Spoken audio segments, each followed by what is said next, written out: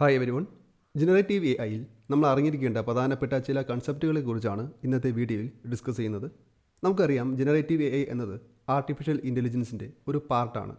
Text, video, audio, software code എന്നിവ create ചെയ്യുവാൻ ഇന്ന് ജനറേറ്റീവ് എ ഐ യൂസ് ചെയ്ത് സാധിക്കും. ജനറേറ്റീവ് ആർട്ടിഫിഷ്യൽ ഇൻ്റലിജൻസിനെ കുറിച്ച് പഠിക്കുമ്പോൾ നമ്മൾ അറിഞ്ഞിരിക്കേണ്ട ഒരുപാട് ടെക്നിക്കൽ ടേംസ് ഉണ്ട്. അവയിൽ പ്രധാനപ്പെട്ട ചില ടേംസിനെ കുറിച്ചാണ് ഇന്നത്തെ വീഡിയോയിൽ ഡിസ്കസ് ചെയ്യുന്നത്. ഇതിൽ ആദ്യത്തേതാണ് LLM അഥവാ ലാർജ് ലാംഗ്വേജ് മോഡൽ. മനുഷ്യനെ പോലെ തന്നെ ടെക്സ്റ്റ് കണ്ടന്റ് മനസ്സിലാക്കുവാനും ജനറേറ്റ് ചെയ്യുവാനും സാധിക്കുന്ന AI മോഡൽസാണ് LLM. Huge amount of text content use ചെയ്ത് ട്രെയിനിങ് ചെയ്യിച്ചാണ് ഇത്തരം മോഡൽസിനെ ബിൽഡ് ചെയ്യുന്നത്. അതുകൊണ്ട് തന്നെയാണ് ഇവയെ ലാർജ് ലാംഗ്വേജ് മോഡൽസ് എന്ന് പറയുന്നത്. ഇത്തരം മോഡൽസിനോട് ടെക്സ്റ്റിലൂടെ ഡിഫറൻറ്റ് ടോപ്പിക്സിനെ കുറിച്ച് ചോദിക്കുവാനും ഇവയ്ക്കെല്ലാം വ്യക്തമായ പ്രോപ്പറായ ആൻസേഴ്സ് തരുവാനും ഇത്തരം മോഡൽസിന് സാധിക്കും. ഇത്തരം LLMസിന് എക്സാമ്പിളാണ് ChatGPT, ഗൂഗിളിൻ്റെ ജെമിനൈ, ഫേസ്ബുക്കിൻ്റെ ലാമ എന്നിവ. നെക്സ്റ്റ് ടേമാണ് പ്രോംപ്റ്റ് എഞ്ചിനീയറിംഗ്. നമ്മൾ ആൾറെഡി LLMനെ കുറിച്ച് പറഞ്ഞു. ഇവിടെ ഒരു LLMനോട് ക്വസ്റ്റ്യൻസ് ചോദിക്കുവാനും അവയ്ക്ക് ആൻസേഴ്സ് തരുവാനും സാധിക്കും. ഒരു ബെറ്റർ ആൻസർ കിട്ടുന്നതിന് എങ്ങനെ ക്വസ്റ്റ്യൻസ് ചോദിക്കണം അഥവാ എങ്ങനെ ബെറ്റർ പ്രോംപ്റ്റ്സ് കൊടുക്കണം എന്ന മെത്തേഡാണ് prompt engineering. Means better questions ചോദിക്കുകയാണെങ്കിൽ ബെറ്റർ ആൻസർ LLM നൽകുന്നു. ഫോർ എക്സാമ്പിൾ, ഒരു മോഡലിനോട് റൈറ്റ് അബൌട്ട് ഡോഗ്സ് എന്ന പ്രോംപ്റ്റ് കൊടുക്കുന്നതും write a 200 word informative paragraph about golden retrievers focusing on their temperament and suitability as family pets എന്ന് കൊടുക്കുന്നതും തമ്മിൽ difference ഉണ്ട്. ഇവിടെ രണ്ടാമത്തെ പ്രോംപ്റ്റിൽ യൂസർ എന്താണ് ഉദ്ദേശിക്കുന്നതെന്ന് വളരെ വ്യക്തമായി പറഞ്ഞിട്ടുണ്ട്. ഇതിലൂടെ AI മോഡലിന് എന്താണ് ആൻസർ കൊടുക്കേണ്ടതെന്ന് കൃത്യമായി മനസ്സിലാക്കുവാനും അതിനനുസരിച്ചുള്ള ഒരു ഔട്ട്പുട്ട് യൂസറിന് കൊടുക്കുവാനും സാധിക്കും. ടെക്സ്റ്റ് ഔട്ട്പുട്ട് ജനറേറ്റ് ചെയ്യുമ്പോൾ മാത്രമല്ല, AI യൂസ് ചെയ്ത് ഇമേജ്, വീഡിയോ, ഓഡിയോ എന്നിവ ജനറേറ്റ് ചെയ്യുമ്പോഴും നമ്മൾ ഇൻപുട്ട് പ്രോംപ്റ്റ് കൊടുക്കുന്നുണ്ട്. സോ ഇവിടെയും ബെറ്റർ പ്രോംപ്റ്റ് കൊടുക്കുകയാണെങ്കിൽ ബെറ്റർ റിസൾട്ട് നമുക്ക് കിട്ടും. സോ ഇങ്ങനെ ബെറ്റർ ഔട്ട്പുട്ട് AIയിൽ നിന്നും ലഭിക്കുവാൻ AI മോഡലിനോട് കമ്മ്യൂണിക്കേറ്റ് ചെയ്യുന്ന മെത്തേഡാണ് പ്രോംപ്റ്റ് എഞ്ചിനീയറിംഗ്. മറ്റൊരു പ്രധാനപ്പെട്ട ടേമാണ് ഹെലൂസിനേഷൻ. AI മോഡൽസിനെ കുറിച്ച് പഠിക്കുമ്പോൾ നമ്മൾ കോമൺലി കേൾക്കുന്ന ഒരു ടേമാണ് ഹെലൂസിനേഷൻ. ഫോർ എക്സാമ്പിൾ, ക്വസ്റ്റ്യൻസ് ചോദിക്കുമ്പോൾ AI മോഡൽ ഹെലൂസിനേഷൻ സ്റ്റേറ്റിലാണ്, പ്രോപ്പർ ആൻസർ കിട്ടുന്നില്ല എന്നൊക്കെ കേൾക്കാറുണ്ട്. സോ എന്താണ് ഹെലൂസിനേഷൻ? നമ്മളൊരു ക്വസ്റ്റ്യൻ AI മോഡലിനോട് ചോദിക്കുമ്പോൾ വാലിഡ് അല്ലാത്ത ആൻസർ തരികയോ ട്രസ്റ്റ്വർത്തി അല്ലാത്ത ആൻസർ തരികയോ ക്വസ്റ്റ്യനുമായി ഒരു ബന്ധവുമില്ലാത്ത ആൻസർ തരികയോ ചെയ്യുകയാണെങ്കിൽ അതിനെയാണ് ഹെലൂസിനേഷൻ എന്ന് പറയുന്നത്. സോ AI മോഡൽ ഹെലൂസിനേഷൻ സ്റ്റേജിലാണ് എന്ന് പറയാം. ഇവിടെ മോഡൽ ആൻസർ തരുമ്പോൾ വളരെ കോൺഫിഡൻ്റ് ആയിട്ടായിരിക്കും ആൻസർ തരുന്നത്. എന്നാൽ ആൻസർ കറക്റ്റ് ആയിരിക്കില്ല.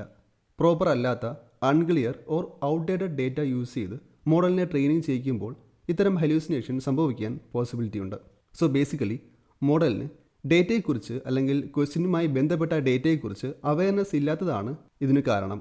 സോ AI മോഡൽസ് ബിൽഡ് ചെയ്യുമ്പോൾ ഹെലൂസിനേഷൻ ഒഴിവാക്കുവാനാണ് ശ്രമിക്കുന്നത്. നെക്സ്റ്റ് ടോപ്പിക്കാണ് റാഗ് അഥവാ റിട്രീവൽ ഓഗ്മെൻറ്റഡ് ജനറേഷൻ. AI മോഡലിനെ അപ് ടു ഡേറ്റ് ആയ ഇൻഫർമേഷൻ നൽകുന്നതിന് യൂസ് ചെയ്യുന്ന ഒരു ആർക്കിടെക്ചറാണ് റാഗ്. ആൾറെഡി നമ്മൾ ഹെലൂസിനേഷനെ കുറിച്ച് പറഞ്ഞിരുന്നു. ലേറ്റസ്റ്റ് ഇൻഫർമേഷൻ AI മോഡലിന് കിട്ടാതെ വരുമ്പോഴും മോഡൽ ഹെലൂസിനേഷൻ സ്റ്റേറ്റിലേക്ക് പോകുവാൻ സാധ്യതയുണ്ട്. ഇങ്ങനെയുള്ള കേസിൽ ലേറ്റസ്റ്റ് ഇൻഫർമേഷൻ നൽകുന്നതിനോ അതല്ലെങ്കിൽ ഒരു പർട്ടിക്കുലർ ഡൊമൈനെക്കുറിച്ച് മോഡലിന് ഇൻഫർമേഷൻ കൊടുക്കുന്നതിനോ റാഗ് യൂസ് ചെയ്യാം. സോ ബേസിക്കലി ട്രസ്റ്റ്വർത്തിയായ ഒരു ഡേറ്റ അടങ്ങിയ ഒരു ഡേറ്റാബേസിൽ നിന്നോ അല്ലെങ്കിൽ ഒരു PDF ഓർ ഒരു വേർഡ് ഡോക്യുമെൻറ്റ് ഇവയിൽ നിന്നോ ഇൻഫർമേഷൻ മോഡലിലേക്ക് പാസ് ചെയ്ത് കൊടുക്കുവാൻ സാധിക്കുന്നു.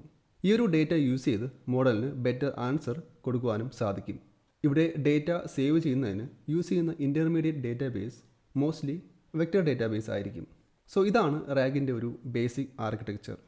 നെക്സ്റ്റ് ടേമാണ് ഫൈൻ ട്യൂണിങ്. ഫൈൻ ട്യൂണിങ് എന്ന് പറയുന്നത് ഒരു പ്രീ ട്രെയിൻഡ് മോഡലിനെ നമ്മുടെ കയ്യിലെ കസ്റ്റം ഡേറ്റ യൂസ് ചെയ്ത് ട്രെയിനിങ് ചെയ്യിക്കുന്ന ഒരു മെത്തേഡാണ് fine tuning. For example, medical ഫീൽഡിനെ പറ്റിയുള്ള ക്വസ്റ്റ്യൻസിന് ആൻസർ നൽകുന്ന ഒരു മോഡൽ ബിൽഡ് ചെയ്യണം എന്ന് കരുതുക. ഒരുപാട് ജനറൽ പർപ്പസ് മോഡൽ അവൈലബിൾ ആണ്.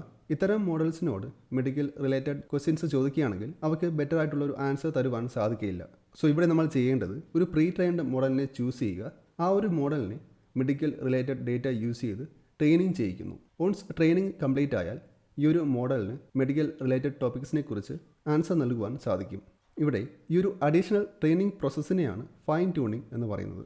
സോ ഫൈൻ ട്യൂണിങ് യൂസ് ചെയ്ത് ഡൊമൈൻ എക്സ്പെർട്ടൈസ് മോഡൽ ബിൽഡ് ചെയ്യുവാനോ അല്ലെങ്കിൽ കസ്റ്റം ബിഹേവിയർ ഉള്ള മോഡൽസ് ബിൽഡ് ചെയ്യുവാനും സാധിക്കും.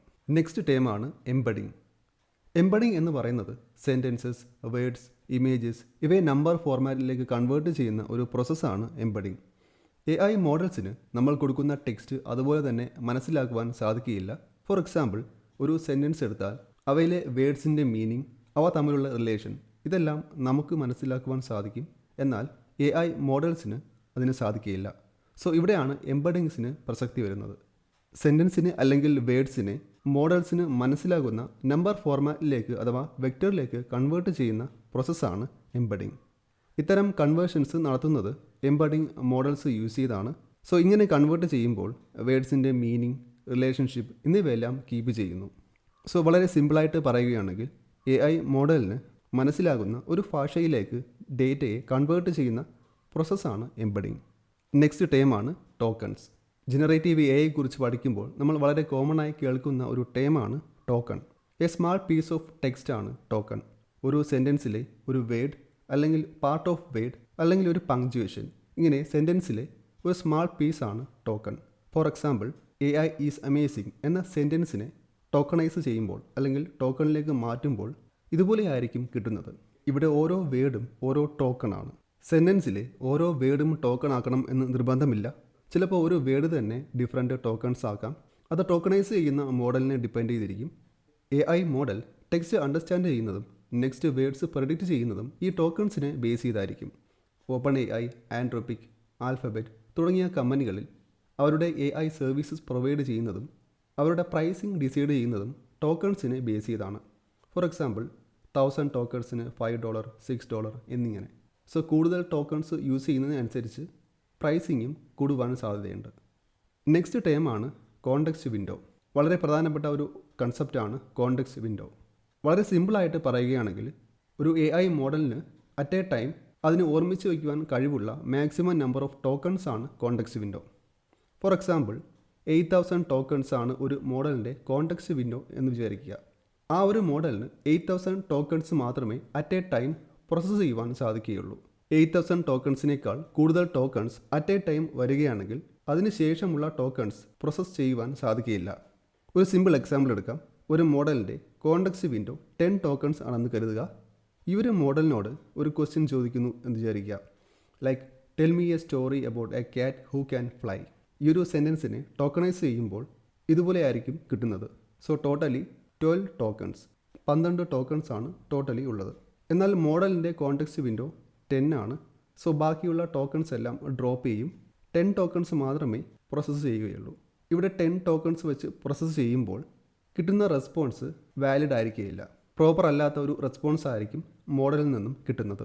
സോ കോണ്ടെക്സ്റ്റ് വിൻഡോ കൂടുന്നതിനനുസരിച്ച് കൂടുതൽ മെമ്മറി കീപ്പ് ചെയ്യുവാനും പ്രോസസ്സ് ചെയ്യുവാനും സാധിക്കും.